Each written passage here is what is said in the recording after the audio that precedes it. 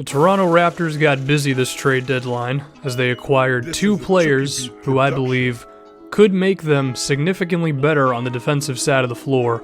The first one is Serge Ibaka, an athletic power forward who the experiment in Orlando didn't work, but I have high hopes for him here. And the other one is PJ Tucker, one of the strongest perimeter defenders in the league, who was hidden in Phoenix for quite a few years. I think these two could really help this team out, but let's look at the Raptors as a whole before we dive into those two. When we look at Toronto, they've been one of the best offensive teams this entire season, and it starts with Kyle Lowry and his ability to penetrate into the teeth of the defense where he can kick out to shooters. He's also a fantastic outside shooter in his own right, and he's the leader as well as best player on this team. Now, the next guy might not be as complete of a player as Lowry, but DeRozan does average more points per game, and his mid-range jumpers, post-ups, and pick and rolls definitely contribute a lot to their scoring. If he wasn't there, they would not be one of the best offensive teams in the league. And these two carry the majority of this team's scoring, and then they have a plethora of guys who just know how to play off of two high-usage players, one of which is Patrick Patterson at the power forward position. There's DeMarre Carroll, even if you never ask him to actually dribble a basketball. Norman Powell knows how to hit from outside and play within a team system. And then one of the best lineups in the NBA this season, which is Kyle Lowry with the second unit, a lineup that passes the ball a lot, they run the floor very well, they play off of each other, and given that they go up against NBA second units, it's kind of not fair. I mean, you have Corey Joseph and Kyle Lowry, two ball handlers who can also hit from outside. I mean, if your head coach is not ready to go at this five-man set at the beginning of the second quarter and fourth quarter, you're kind of dead in the water. However, after that, it kind of slows down a bit for the Raps. They've been towards the bottom defensively for parts of this season. They're currently the, 19th defensive team in the league last time I looked. So they're taking the ball out of the other team's basket quite a lot, which is going to hinder your team overall. And I'd say this is a combination of a few things. One, playing some young guys who are simply not ready yet, and also just having a few guys on their team who play a lot of minutes who are not natural defensive players. Hopefully these two trades can help, but we are going to talk about defense a little bit more. DeRozan, I did mention before, he's not the best defensive player. I mean, it's simply a reality. He's not horrible, he's not a defensive liability, but he's not someone who I would consider a defensive plus either. He's just kind of there, which can mean good things and bad things. Jonas Valanciunas has made improvements offensively. He is still kind of slow, though. He's not a super intimidating rim protector. None of his defensive stats amongst other centers are towards the top or sometimes even the middle portion of the league. He's not really scaring anyone. Pascal Siakam showed signs of being a defensive player, but since he's new to the NBA, he's just simply going to make mistakes that only maturity can fix. I think he can grow into a fine defensive player, but for where he is right now, he just simply shouldn't have been playing the minutes he was. And then DeMarre Carroll is interesting. They acquired him for defense, and at times he's definitely a solid one, but then sometimes going up against the other team's best players, he doesn't make a huge impact either. I'd say the one guy who's consistently very good defensively for them is Kyle Lowry, at least in the starting lineup. Like I mentioned, Carroll definitely has his moments, and I think he could get back to that Atlanta DeMarre Carroll where he was just awesome.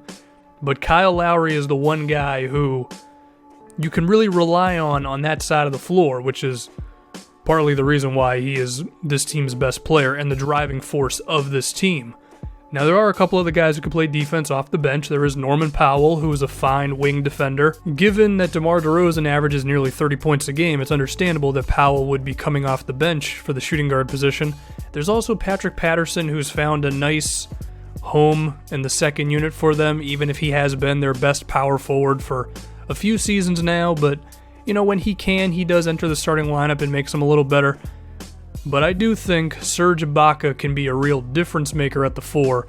I'm going to show him in OKC because, to be honest, his defense was not the best in Orlando. I would like to think that was because he was just simply on a team that wasn't very good, he wasn't as motivated, Hopefully he comes here and that OKC Serge Ibaka comes back. And then PJ Tucker, the dude's a brick wall. I mean, I just saw a clip on Twitter of LeBron James trying to drive on him, and LeBron doesn't run him over like he does everyone else in the league. So he's got a good instincts defensively combined with a nice physical touch, and I think these two could really help out. I mean, immediately you go from Pascal Siakam or Jakob Poeltl or, at times Patrick Patterson, and you go to a guy who has been one of the best weak side shot blockers in the NBA, as well as someone who can just cover a lot of ground defensively. If I'd name some of the point guards in the Eastern Conference, Kyrie Irving, Isaiah Thomas, John Wall, these guys love to play in the pick and roll. You're going to need a big man who can stop them and not allow them to just go downhill towards the basket. I think Serge Ibaka can definitely be that guy for the Toronto Raptors. And I think that's kind of the first step towards really slowing down some of the top teams in the East, is you can't allow these point guards to just go off against you. I also think he can do a nice job against other big men. I mean, there's Kevin Love, there's Markieff Morris, there's Al Horford. There's some big men who know how to put the ball in the basket, and I think Ibaka can help in both of these areas for Toronto, and it's been a weakness for them this year, and I think it could become actually a strength for them. And then if we talk about PJ Tucker, I mean, you look at Jay Crowder right here. Crowder's one of the stronger small forwards in the league. I think Tucker can handle him physically. And then there's Otto Porter of the Washington Wizards, who's one of the more efficient scorers in the league. Tucker is just one of those guys who bothers you. He's always got an arm or an elbow on you or something, and you try to drive by him, and it's like running into a truck. It's the type of thing that could just wear you down over a game and over a playoff series. And now when we add those two to what they already have with Kyle Lowry, Norman Powell, DeMarre Carroll, Patrick Patterson, I actually think they could roll with a lineup of all 5 defensive players. And I'd really love to see what would happen. A team of Ibaka at the 5, Carroll at the small ball 4, Lowry, and then Norman Powell and PJ Tucker to round it out.